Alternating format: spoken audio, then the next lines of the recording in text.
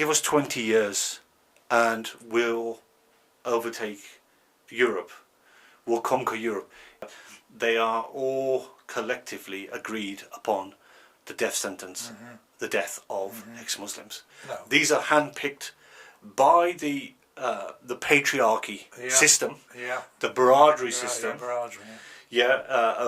And they've brought their dirty Pakistani politics and their methods into British politics. They basically are barbarians, they're parasites, and what they do, they strip you of humanity, they dehumanize you, and they strip you of everything that's British, for no other reason for rejecting Islam. I would go back to that day now, this second, and suffer a bit of bashing than to suffer what we have suffered by my so-called own kind, and to now be living as internally displaced people in a country which I've been born and raised.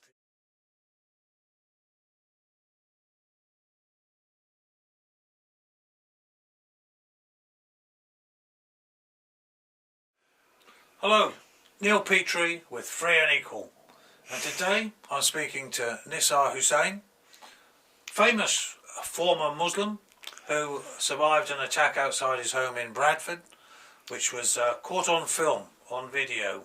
So he has in recent months spoken to Pete Hegseth. Pete Hegseth is the current Defence Secretary, but at the time that Nissar met with Pete, he was in fact working with Fox Television and had come over to the UK and Europe to do a documentary on Islam in Europe. So I think, Nissar, I think we'll start with that particular interview and the effect, that you felt that it had with Pete, because you spoke for quite some time with him, didn't you?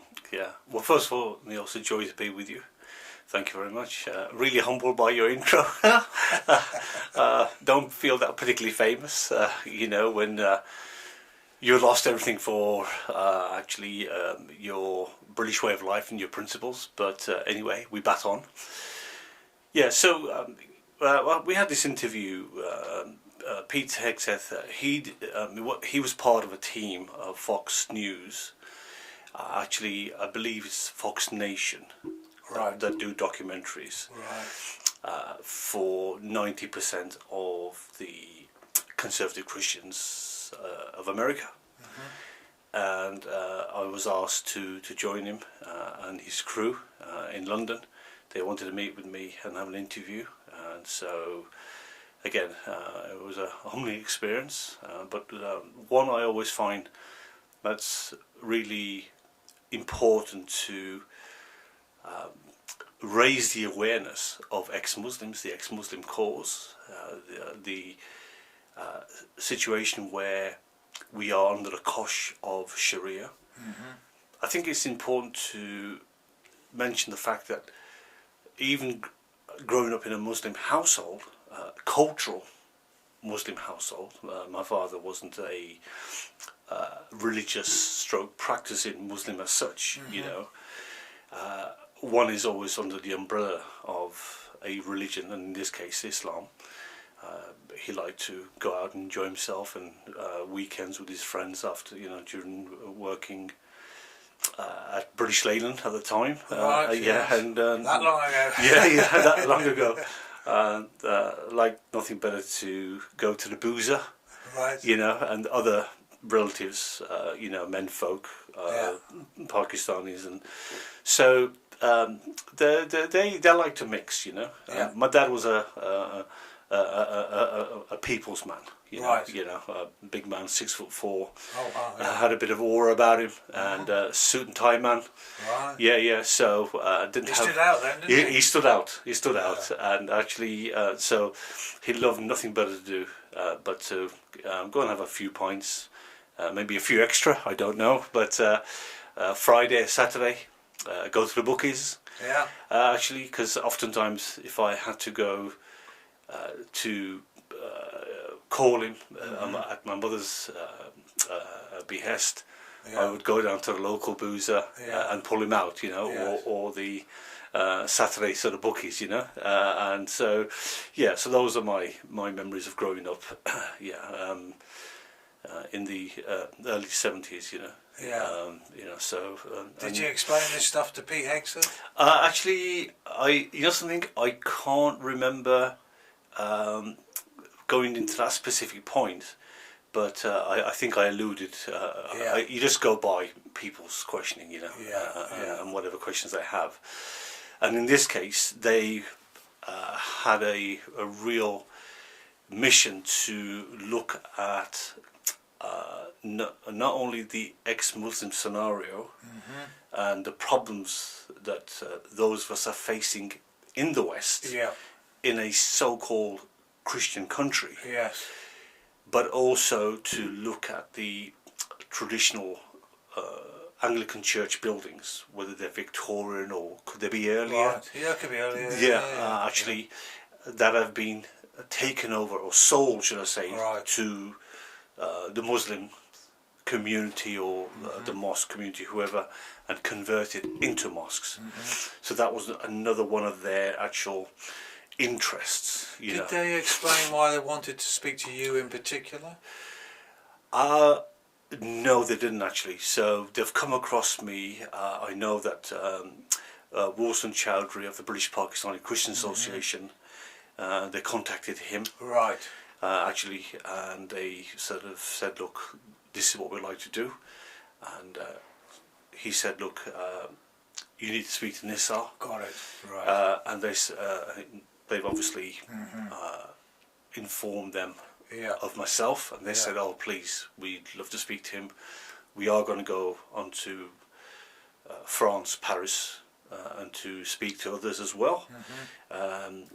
You know, those of us ex-Muslims who are also suffering under the kosh of Sharia, apostasy, stroke blasphemy. We'd love to speak to Nissar. And when Muslim asked me, I said, I'd relish the opportunity, and that's how we met. And I came face to face with Pete Hegseth, the future Defence Secretary. Yeah, which was amazing at the time when that came out of the actually, out of nowhere. You know, who could have dreamt of that? You know, fathomed that. You know, it's just amazing. Real top bloke. Met him, and before we were on there, I said, "Would you mind telling me a bit about yourself?" And ex-vet. Yes. Done 3 or 4 tours of Iraq, and you know, a real top guy. You know, been on the action, in the action. You know, seen it all. I don't know. Believe he's a major. He was a certain rank. You know, he was a higher rank. Commissioned. And actually. So I just found him to be a fantastic guy. Oh, very easy to get on with. We really got on. Oh, we really hit it off. Actually, my only sadness is that I didn't get to get his personal mobile number. Knowing what I know now, sitting as a defence secretary, of course. But look, you know what? We, according to some of his early questions, and when I confessed to him what we've been through as a family, and you know, and how there's a failure of the state, and the police were complicit. He nearly fell off his chair. He really couldn't believe it, you know. And so he completely went off script. Right. He was totally shocked. The shock horror on his face said it all. He said, you know, what? You know, hold on. Great Britain, that pushed religious freedoms in 4 corners of the world, you know, and this amazing country that abolished slavery, this amazing history, you know, to defend people's rights, freedom of rights, you know, religious freedoms. And I said, sir, this is what we've been through. It's been life and death situation. I almost was pummeled to death. And the police, Bradford police, and the state are complicit in this. I never dreamed of a day, born and raised in this country, that we would be under the cosh of 7th century Arabian cultural imperialistic Sharia law, and our freedoms were non-existent. He had a real tough time trying to apprehend this. Did he see the video of your attack, and and you spoke to him about the police escorting you out, all of that stuff? I spoke to him about that. Right. I assumed they would have seen the video after, because Yeah. the producer had this information. Yeah.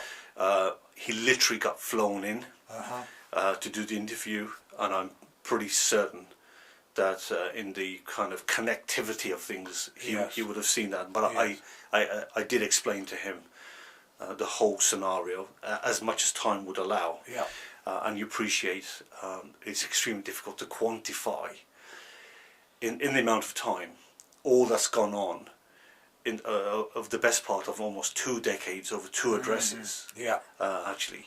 Yeah. And as I say, the gravity of the situation has just been overwhelming, and so. And you spoke for how long with him? An hour? I'd say easily hour and a half. Wow. Well, easily, Yeah. if not more. So he got a pretty good picture of what Britain is like, and he could Yeah. then look at how that might be in the United States in the future. Yeah, absolutely. Again, Neil, if I was to express to you that, honestly, the shock and horror, as I say, this script that he had in his hand, Yeah. it just went. He didn't stick to the script. Right. Yeah. He was totally shocked, Right. completely beside himself, and couldn't understand how this was allowed to happen. It's a massive effect, isn't it? And especially when you think he's where he now is. Yeah. Advising Trump, and he's got this personal experience with someone from Europe, from UK in particular, who's gone through the issues that ex-Muslims as a minority within the minority face from the supposed minority. It's incredible. In my heart, if I have anything to contribute, I would say I've really spelt it out with words. Yeah. Words don't come easy at best of times. I'm still getting over the trauma, including my family. It's been 9 years since we were vacated by 10 armed police from our home and relocated in a different part of the country, actually. And so, and to rebuild your lives for the 3rd time, but in the worst possible scenario of relocating and actually having to, start all over again. They basically are barbarians, and they're parasites, and what they do, they strip you of humanity, and they dehumanize you, and they strip you of everything that's British, that you adhere to, what I adhere to as British, with freedoms. Yes. British freedoms. Yes. Yes. And nothing, but absolutely nothing, prepared us for this. And as a father, as a husband, as a protector, and when you're overwhelmed and swamped by these barbarians, for no other reason, for rejecting Islam, and in their estimation, what's worse is converting to Christianity. Right. Yes. Yes. Because, as you know, and remaining in that community, you were brave and you stuck it out. Well, it was all designed, it takes one to know one. It was all designed to get us to derail our Christian faith. Yeah.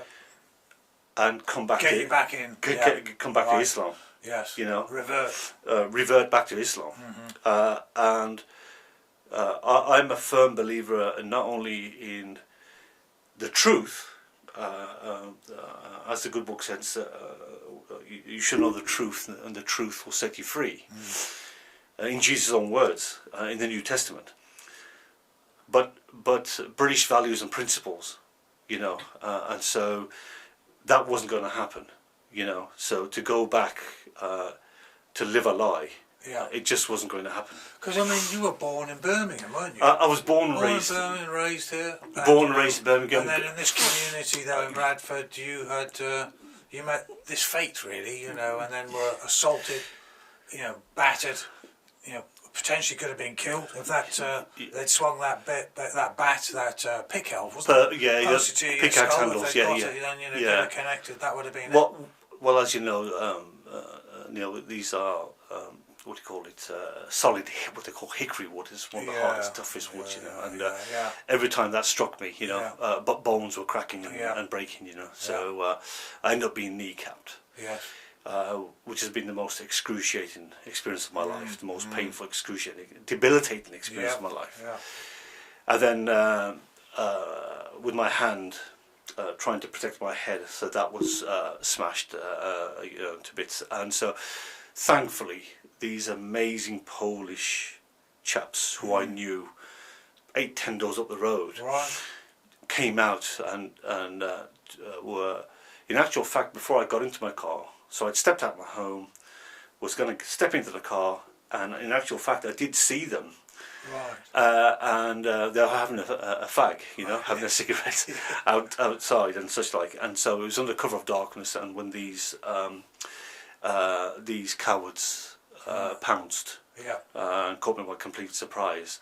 And unfortunately I got knocked backwards, and the back of my head caught the wall, a low wall behind me, and I was literally concussed, seeing stars, and all I remember is just being pummeled, you know. And thank goodness, and the best I could do, well, thank goodness for these Polish chappies, but the best I could do was try to protect my head from being sort of battered in.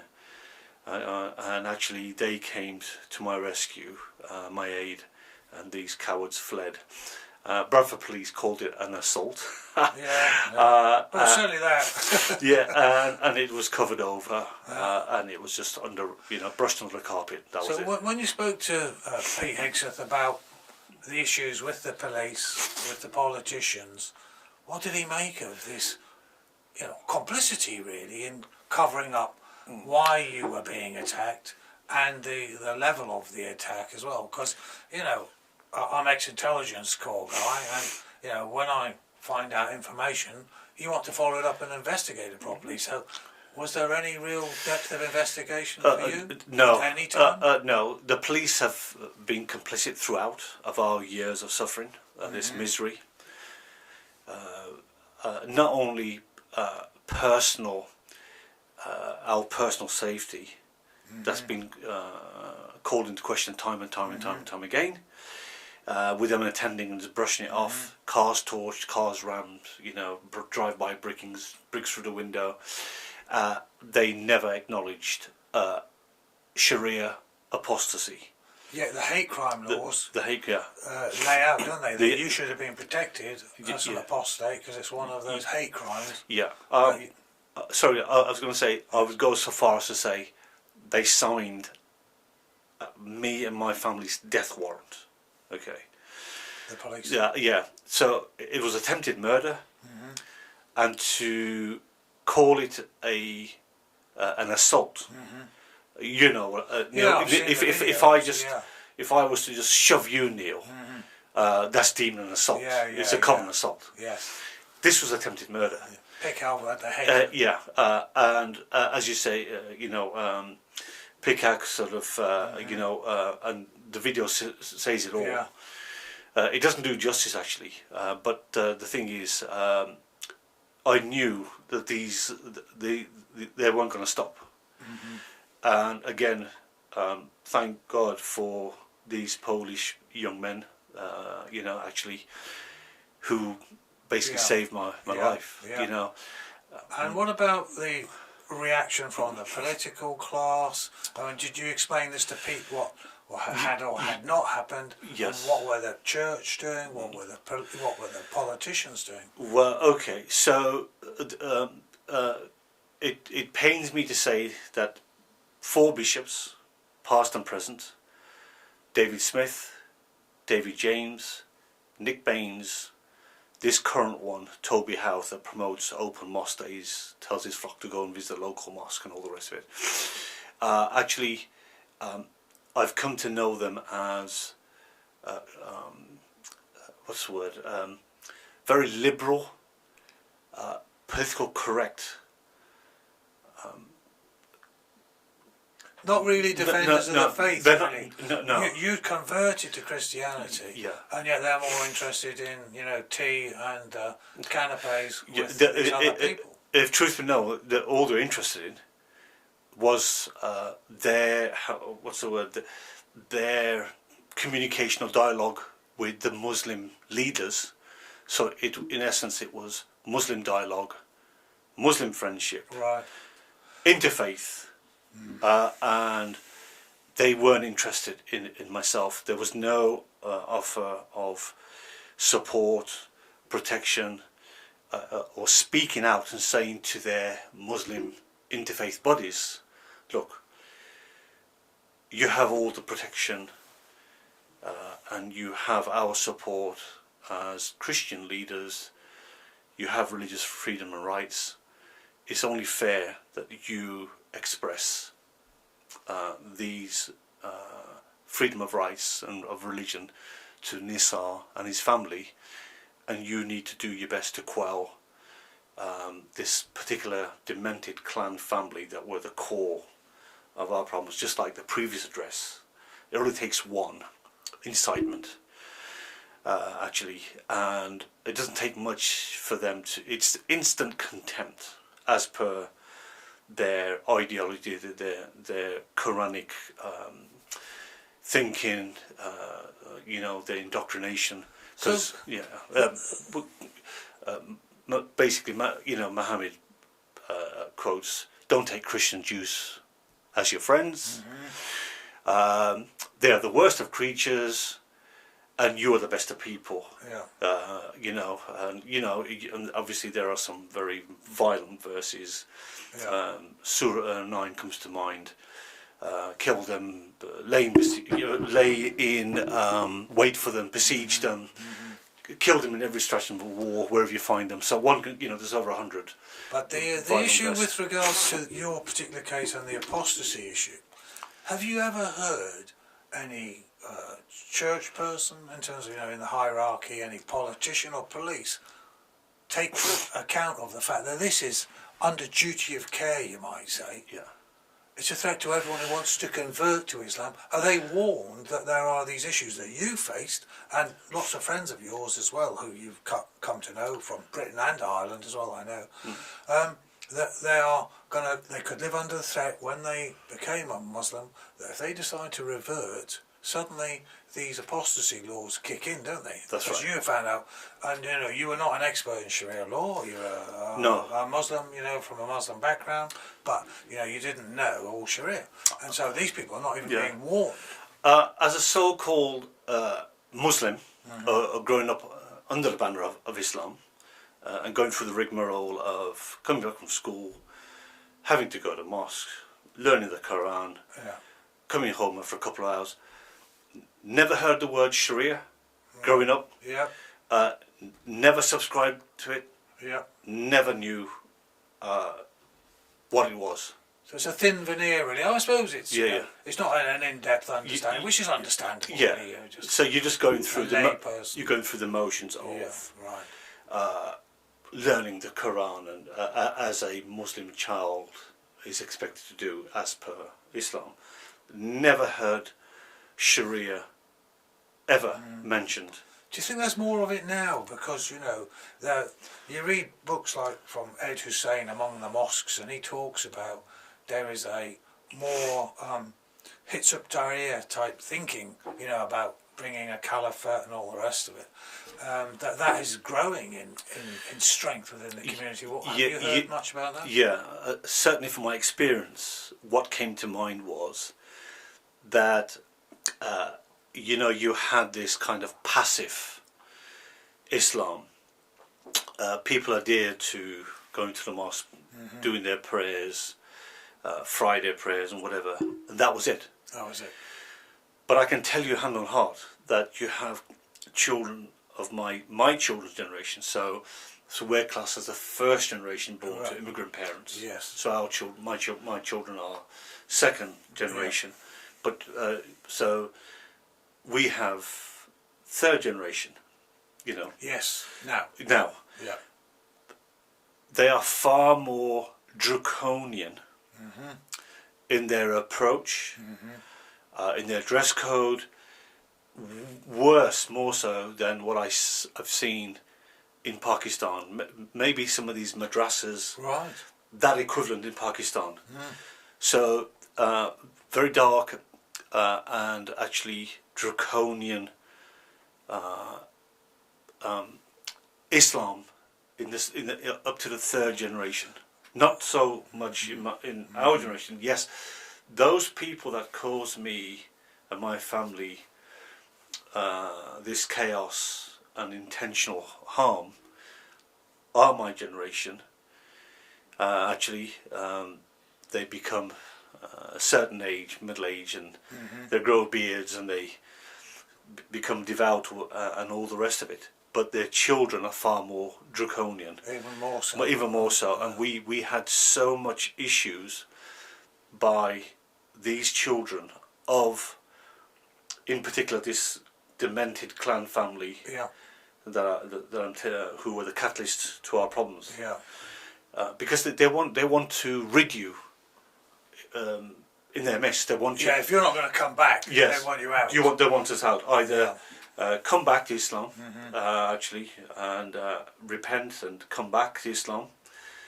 Otherwise, we don't want that kind of pollution. We don't want their kids to rub off on our kids, and we don't. We just simply do. We're a complete anathema. It's interesting. And a threat. Yeah, a threat. And this Ed Hussain, who's written this book on, he's written a couple because he'd been a Hizb-ut-Tahrir, I think, himself. And yes, he was. Yeah, and he said very recently, he said he doesn't want to come back to UK now because I think he got a job abroad, and he said he's in the States. He's in the States, and he feels it's more unsafe now. Yeah. And this was just a few years ago. He brought this book out, and he warned then about these issues, obviously. And your case was probably one of the things he had in mind. He might well have been aware of it, but you can see now that Pete Hegseth, you've spoken to him. He's been shocked. He's gone back to the States, and then he's picked up by Trump. Now Trump, he's delivered his Christmas present recently, hasn't he? To Nigeria. Yeah. And Hegseth is obviously wielding a lot of influence in the States. So you got to wonder. Yeah. I mean, do you feel like you made quite an impact on his thinking? From what you're saying, it would appear to have been the case. I pray God I have, and I do believe I have, because we were conversing afterwards as well. Right. Again, if I can express to you, and again, I could be here till midnight. Nothing has prepared myself, actually, my family, for this type of onslaught and this type of 7th century mentality, 7th century vindictiveness, and so certainly I know Pete Hegseth, he was very moved. He was extremely empathetic. He was shocked to the core. So I believe, yes, indeed, and I feel honoured and proud if I have made some impact on him to raise the awareness, and it's had a further positive development in Sokoto State in Nigeria, where these Islamic terrorists hide out and commit their atrocities, and yes, they are slaughtering Nigerian Christians. Yes, Muslims are affected, but nothing compared to the Christians. And Sudan is the same. There's slaughter of Christians there, and I know of ex-Muslim Sudanese Christian convert, actually, and he also has confirmed that there were Muslims that were in the mix and in the killings, but the majority have been Christians. And I am so happy and relieved for the Christians in Nigeria, because tens of thousands of them have been slaughtered in the most inhumane way, the most callous, cruel. You can't comprehend that human beings are able to carry out such vile, heinous crimes. And so, with no retribution, no punishment, no punishment, and then to hold these people's daughters and wives as sexual slaves and booty. So that's another aspect of it. So I thank God for President Trump. Well, he's also, this Somali issue with the fraud that has been uncovered there as well. Yeah. These are, I think the American public, will be seeing this. Yeah. It's unfortunate that your interview was not released by Fox because of, Pete Hegseth being, elevated to the Defence Secretary's post. So, but at least, from what you're saying, it might well be that it's had its effect anyway. Well, I have a recent email from the producer to tell me that they will at some point still be using that footage. Right. So again, I don't see myself as a superstar. I just see myself as a small voice. I see myself as a family man who's trying to do his best to protect and defend our democratic rights, which have been trashed by the police, because just like the Pakistani Christian community who suffer under the infamous 295C of the Penal Code or the blasphemy law of Pakistan. Right. Yeah. So it's in essence it's a reenactment of the blasphemy law transferred to us as a family in Britain, in the UK.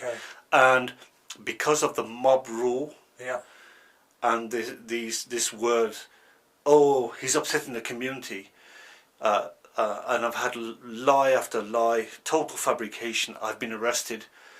It hasn't been, if I may just stop there for a second, it hasn't just been the intimidation, the harassment, the constant apprehension, anxiety of what next? What are they going to do to me next? Am I going to get mown down? Am I going to get acid thrown in my face? Am I going to get shot? Drive-by shooting? We know these things go on. We know ex-Muslims have had this, So, having to live in and through that, actually.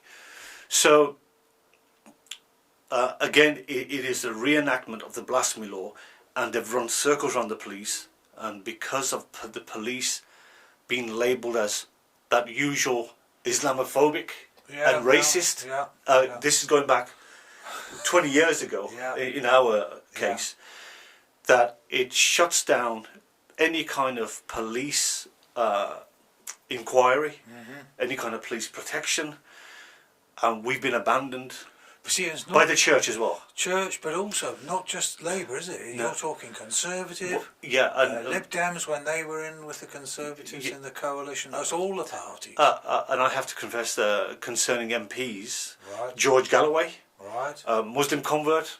You know what? Good for him.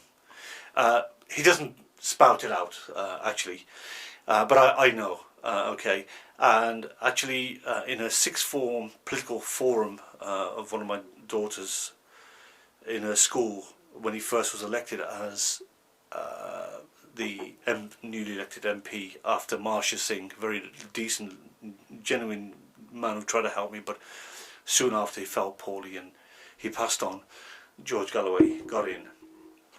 On the proviso, he was going to say, do this for Kashmir and do that for Kashmir, and he was going to stop Pakistani shopkeepers selling Israeli produce. He had the audacity, the brass neck, to say this in this political meeting, and then questions were asked afterwards. So I stood up and I said, "You're making out, and you keep saying that the community is disadvantaged, but why are we suffering intimidation, discrimination as ex-Muslims? If looks could kill, I'd be a dead man. And come and see me afterwards," he said. And when I did, he dismissed me. he didn't want any interaction with me at all. You know what's interesting? If you compare and contrast, he gets a bit of bother when he comes into the country over some issue, you know, with getting questioned. He's not coming back in the country now. You're being attacked. Your house is being, you know, rocketed, stones thrown at the cars, you know, torched on one occasion. And yet you stick it out, and he gets a minor issue, and he's off. Yeah. You know, and then it's an interesting contrast, to be frank, isn't it? But Yeah. there's also Neil, can I quickly point out, if you don't mind? Yeah. Thereafter, he got ousted after his term was up. Yeah. By Nissar. Right. So these are Pakistani Muslim. Yes. Then you've got this Imran Hussain, who's forever harping on about issues and calling out the Jews and all the rest of it. However, yes, he wasn't my MP, but I still approached him. Yeah. And so Nissar, after 3 failed appointments consecutively in as many weeks, has then turned her back on me completely. So can I just say that they don't adhere to Britishness as we know it. No. These are handpicked by the patriarchy system, the Bradford system. And they've brought their dirty Pakistani politics and their methods into British politics, and so we were out on an arm and a limb. Yeah. Well, thinking about that, with looking at the UK again, with is that Allah, this fella who started Allah al-Fatah, who's welcome back, and then you see the abuse that he's put out on the social media previously. What do you make of that then? With our Prime Minister. Well, again, I have absolutely no faith in any politician.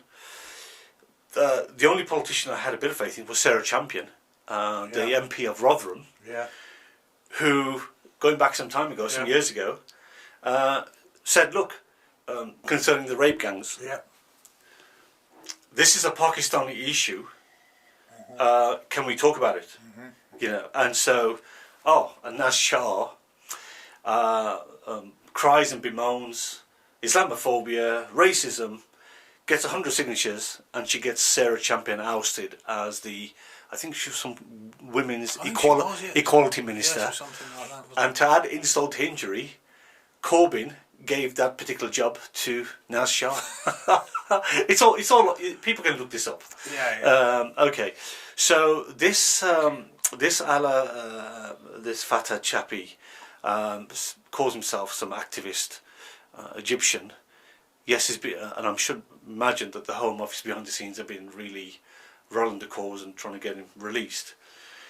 Yes, and Starmer's there, not quite on the tarmac, but sort of open arms, welcoming him back as a British citizen. And lo and behold, it comes to light by the media. He has been, spouting off anti-Jewish rhetoric. Death to the Zionists. That was the word. Death to the Zionists. And so he's been made to look a complete fool yet again. I have absolutely no faith in Starmer the Harmer, actually. And his excuse is, I wasn't informed. And you think, what? Prime Minister? He's not got a good record, has he? Full and frank confessions. Prime Minister of the UK. Wasn't he the CPS chief prosecutor when the time of the rape gangs and all the rest of it? And so, terrible track record, appalling judgment, and again, he's been welcoming this fella, but now he's on the back foot. He's been found out, and he's saying, "Well, look, I wasn't aware of this." And you think, well, where was the secret services? Where were these people? Come on, it just does. So appeasement is not the way. You can try to appease the Muslim votes. That is not the way. Okay. It's interesting though, isn't it? His old boss, Geoffrey Robertson, Casey, Doughty Street Chambers, and Hermer's old boss as well. He was writing about really what applies to you about the apostasy laws and saying that the Genocide Convention should or does protect groups like yourself who leave the religion they're born into. So here you go. You've got it's all about international law. It's all about human rights until it's inconvenient. And your protections, where were they? Non-existent. Nothing. No. Yes, and of course, we're a complete anathema. He's causing us trouble. Doesn't matter about our lives, myself or my family, my children. Doesn't matter who their lives have been shipwrecked. In Christian schools, they've been persecuted. In Roman Catholic primary schools, C of E schools, and the head teachers have been paralysed with fear of Muslim backlash. It's an absolute mess where we, as confessing Christians, my children are in Christian institutions, have been persecuted by Muslim pupils, coming home crying, sobbing away after school, given their mistreatment. Our parents have said, our dad has said, Mother, we can't sit next to you. You're a kuffar, you're a kafir, you're an infidel, you're unclean.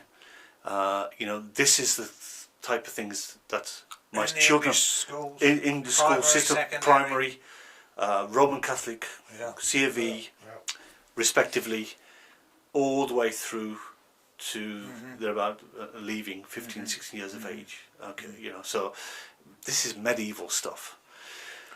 And that's in UK, but as you know, there are those 11 countries around the world that have the right to, on their statute books, to kill people who leave their religion, which is obviously Islam, in these Muslim countries. So that a genocide case has been prepared, basically using partially, you might say, what Jeffrey Robertson stated. So I think, thank you for that, Neil. His book Mullahs Without Mercy. Yeah, right. Actually, and it clearly states, what we are suffering, and what the ex-Muslim is up against is a genocidal threat, as per 1948, the UN Genocide Convention, and so this is something like we now need to address, we need to challenge, and we need to legally take up 12. At this moment in time, 12... 11, I think. 11, because that's right. Sudan recanted... breaks out in civil war. And breaks out in civil war and are killing each other, So 11 murderous nations, Brunei, Saudi Arabia, Emirates, is it? UAE, Afghanistan. Definitely Mauritius. Etc. Mauritania. Saudi Arabia is one of the chief countries that this country, the UK, the British government do business with. And what do they... But it's interesting, because I think obviously the oil and all those other investment issues, the petrodollars, but now you've got, Trump is sending missiles into Nigeria. This is a message in itself, isn't it? And he's delivering that message quite strongly. Happy Christmas. And then, but the other issue is, these countries are all just following Sharia. They're not doing this on their own. It's because they're following Sharia edicts, and it's the same. You've got to think, what about here in the UK then with the Sharia councils? What do the jurists there, all of those, ulema, imams, whatever, who are guiding the Islamic community here, the Muslim community in UK, that's why you're in the position you're in. You're living a life in hiding, lots of other ex-Muslims in this country. And so, what's the position, do you think, for the future for these Sharia jurists in somewhere like the UK or across Europe, America? The Council of the Council of Muslim, and is it the 4 schools of Islamic law, Hanbali, Maliki, Shafi, etc., Al-Jafari, the Shia, they are all collectively agreed upon the death sentence, the death of ex-Muslims. So they need to be held to account. And this needs to be brought to the Western world's attention, Yeah. and they have to demand that they reform, that this has to stop. Was it Yusuf al-Qaradawi, the chief Muslim Brotherhood scholar? But he's pretty well respected across the Muslim world. Yeah, Sunni, Shiites, the lot, even though we know it's Muslim Al Brotherhood. Jazeera, isn't he, That's right, and he's passed on now. But he let the cat out of the bag by saying that if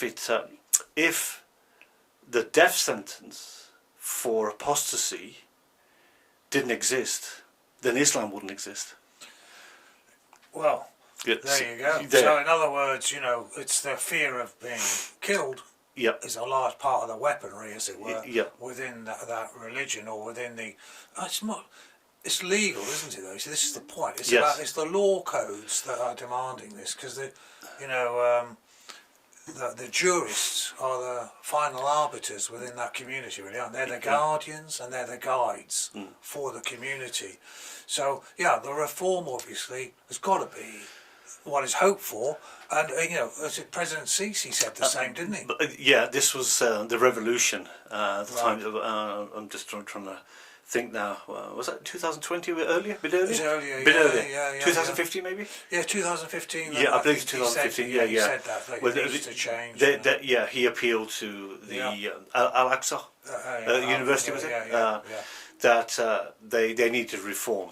The whole world is watching. Yeah. The Ummah is being lost. It's being lost by our hands. Which is why Trump's doing what he's doing, probably, isn't it? You think, if they'd listened to that point, look to that reform, it's going to be difficult for them, obviously. Yes, it is. But we can't have a situation where these murderous strictures... look, it's so unfair. They go to Europe, Western countries, America, Canada, and they demand this, they demand mosques, and we know a lot of it's petrodollars being pumped in by the Saudis and the Middle Eastern countries over decades. And I know for a fact that what happens is that they throw their billions or millions at the universities, and then they stipulate, we want a quota of Muslim students in some of these pristine universities. We want every student to have a Quran. We want Islamic washing facilities. Oh, and if you have room, we'd like a mosque in that corner of the grounds there, paid for by them, of course. So there are these stipulations. So you have Western students who are, in essence, being conditioned to this wonderful, peaceful Islam, but it's far from it, and any ex-Muslim will tell you that.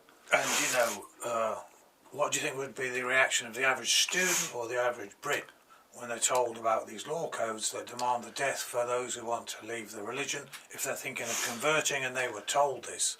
So it's a difficult process, and obviously we're all facing it across the West now. And in terms of complicity, because the Genocide Convention lays out, Article 3 it is, talks about complicity.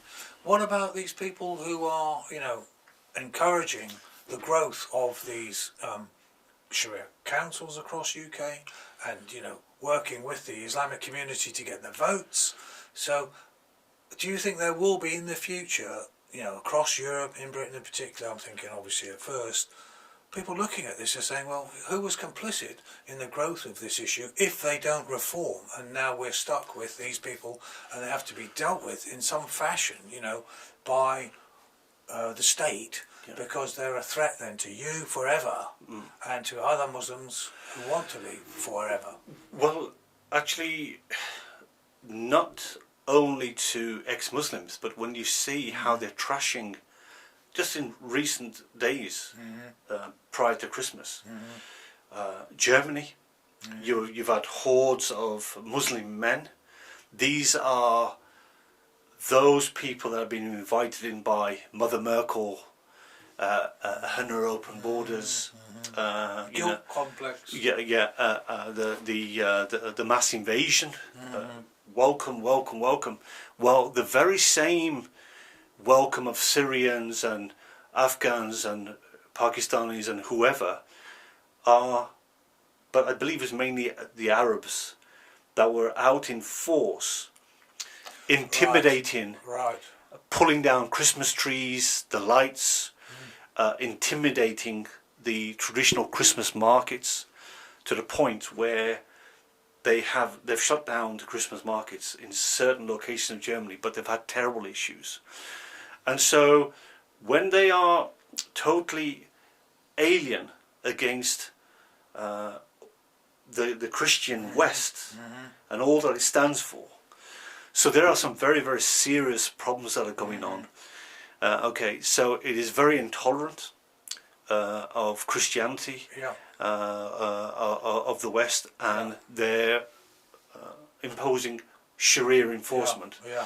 And so we have a situation now, let's be frank, you have 1.2 European, certainly British birth rate, but I know the European birth rate is not even a replacement. It's not even a replacement. And you have 5.1 birth rate, average birth rate of the average Muslim family. So they're openly saying, was it Harari, the president of Algeria, back in '74, at the United Nations, publicly declared, he said, listen, we don't need to pick up the sword. No. Okay, we will become victorious through the wombs of our women. Give us 20 years and we'll overtake Europe. We'll conquer Europe. Actually, it was quite prophetic. He's not far off.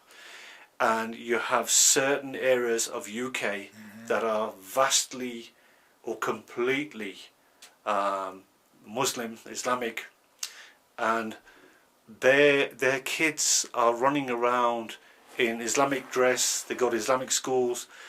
They are not integrating.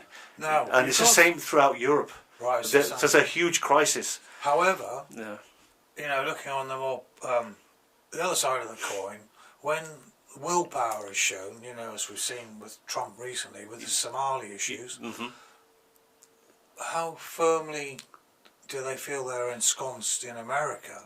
You know, when they've been caught out by someone who's got the willpower to confront this issue.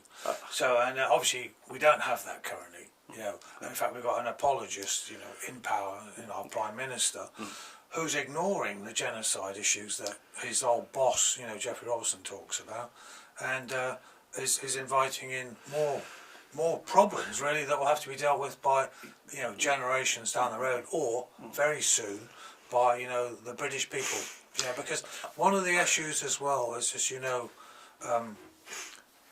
we don't run things really. We run them through the, you know, political class, who you know, are all compromised really largely. They do what the whips are going to tell them, and the whips are being told by external forces what to do and what to press. But you know, as you know, I advocate strongly and work with people to try and get direct democracy and the referendum type system like the Swiss have, you know, in the UK. And Nigel Farage said it when he was talking about the right to referendums, because he wants to see them too. And he made the point that, you know, would we have had 10 million people coming into this country if the British people had had the right to call referendums on important issues? And, you know, just asking the question, we know what the answer to that is. So, you know, I don't think there's much reliance that can be placed on the political class, but I think the British people are made of different stuff, you know, and especially when they learn that the issues with regards to the apostasy laws and the way you've had to suffer and your family and other people demonstrate that, you know, it's completely incompatible with, you know, a free West, as it were. So I think, you know, what are your thoughts on that with regards to the direct democracy? How would you see the vote going? What would you think would be the reaction? These representative politicians, I've absolutely no faith in them whatsoever. I think the substance of politicians from Maggie Thatcher's day is long gone. And I'm totally for direct democracy, just like with the Swiss. I have been to Switzerland. I do have some friends there.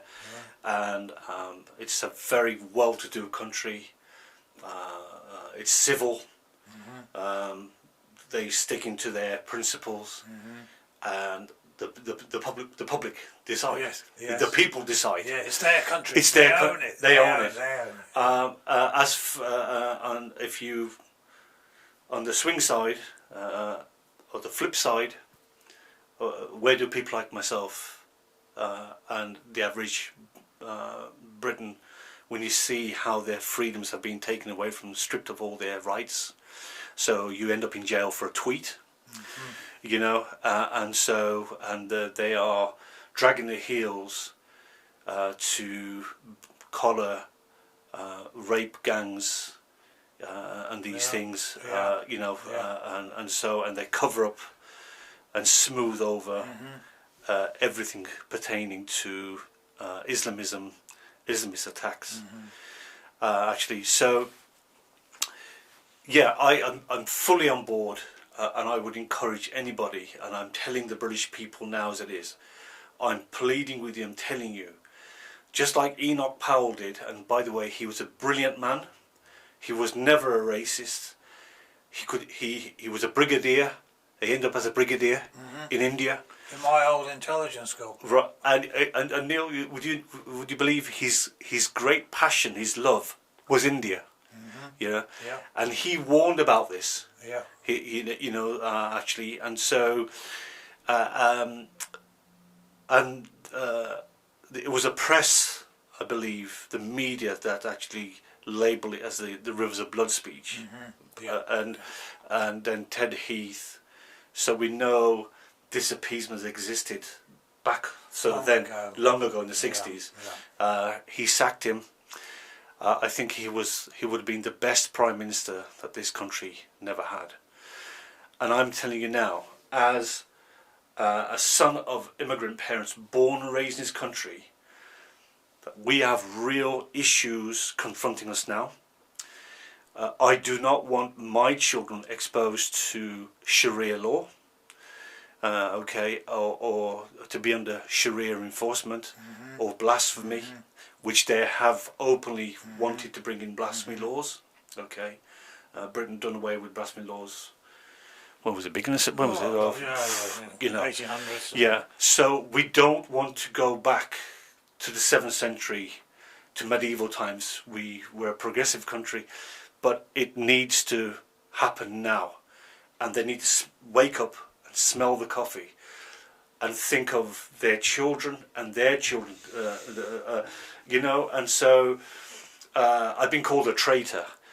Listen, I'd be far rather, again, be a traitor and be on the right side of history than be on the wrong side of history, you know. And so I simply cannot betray my past.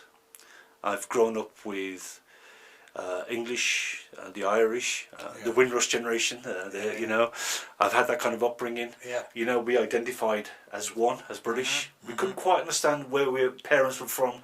We knew they were over somewhere yonder, you know, and then you were called, you always have idiots everywhere, but Paki bashing. But listen, it was nothing. I would go back to that day now, this second, and suffer a bit of bashing than to suffer what we have suffered by my so-called own kind, and to now be living as internally displaced people in a country which I've been born and raised, in my 60s now.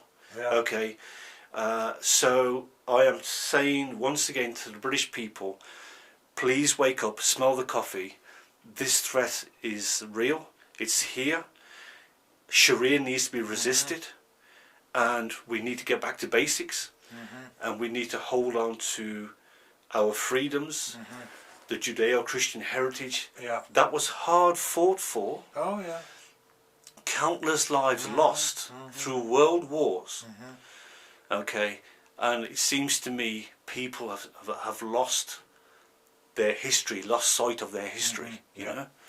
Well, you know, we'll end it here, but I'd just like to say to the people as well that when we first did meet, you may remember I said what I want to do, Nissar, is one day to walk with you, with a bunch of veterans and a crowd of good British people behind us, to walk back through Bradford, because it's a town where you can do that again. You can walk as an ex-Muslim where you wish in this country. That's right. And then we know we've actually recovered this country from, you know, the political class that have turned out to be traitors. Yep. Across the board, pretty much, not all, but very largely, and we know some good ones, you know, as you and I know. Yeah. But we have to reclaim this, and that's why, you know, I work with those That's right. ex-military now to try and help you and help this country again get direct democracy and sort out this genocide case issue for the future, for the children, the grandchildren, and, you know, in particular, the ex-Muslims, you might say, at the forefront, as you have been, Yeah. you know, because of your courage. Yeah. You're a great Briton, Nissar. Well, thank you so much, Neil. I just want to say that fairly recently I was invited by an ex-vet to a Christmas do, actually, and I did go. I was so touched and humbled that this gentleman, he quietened everybody, and he said, I want to welcome a very special gent. And I thought, yeah, okay.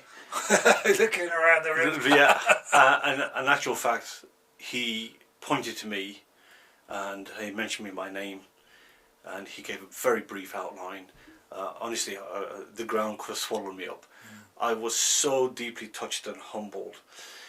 And there's another scenario, if I may quickly interject. Football lads invited me. Well, actually, it was another ex-Muslim, was meant to speak, going back 4 or 5 years ago, and he couldn't make it, and he said, please Nissar, I don't want to fail these chaps, and I really want to keep the ex-Muslim scenario alive. Would you speak, you know, on freedoms and things? So I dashed over to Birmingham, and there were hundreds of them, with Gerard Batten, Right. and another dear lady. It was a while ago. It was a while, yeah. And afterwards I was invited to have a drink with them at the local pub, and there were hordes of them. And you know something, I was so well looked after, you know, and some were ex-vets, you know, these football lads, they were just smashing it, you know. These are Brits, you know what I mean? Yeah. And I'm proud to be a Brit. Yes, I have a heritage, I can't deny that. Yeah. But this country has afforded me so much. Yes, there's been failures for the last 20 years, you know, but if I can do anything, I would really want to will the British people on to save their religious freedoms and bring this country back to it was once Great Britain. So thank you for that. So thank you very much. Thank you. Indeed. Thank you so much. Thank you.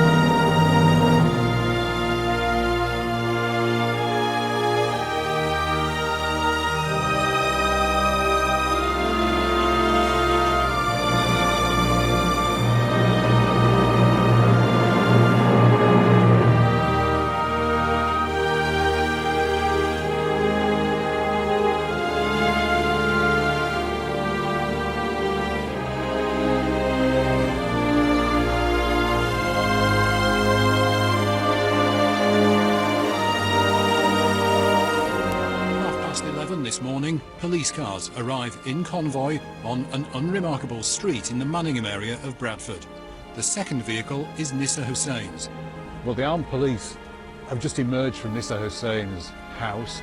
We understand ostensibly they've checked whether it's safe for him and his family to go back in. These are extraordinary scenes on a suburban street in broad daylight in Bradford.